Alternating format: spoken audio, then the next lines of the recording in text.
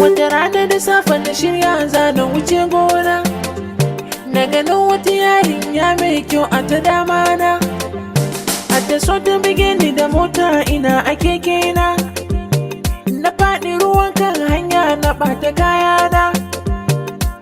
Ta fito tana ta masifa so na shige kewa, ƙauna na ta ya kama ni gashi tana ta min sawa.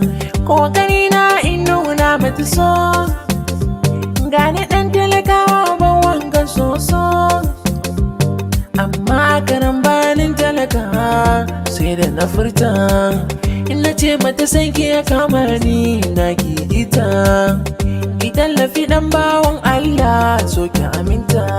Ta mini kallon bisa har kasa ta ce ta baya.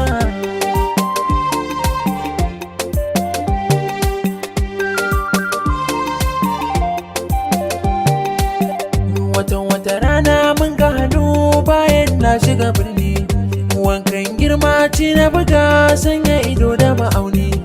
Na shiga supermarket ne nan a cikinsa ta danne,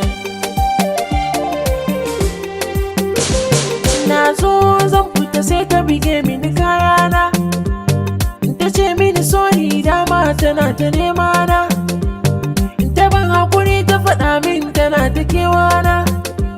Tun a san da na barta ta ce ta kamu da ƙaunana.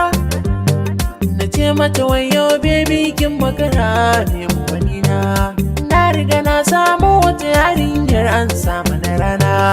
Na ba ta kati na bikin ma'anan muka yi ban kwana, mai wulakanci ya ga kuka dare rana. So mai kaunar ka ko da yana a gidan zana, wata rana sai ya zamo hamshaki, ya zamo gwamna ko basarake. Zance na kunne Jabir MJY na faɗa.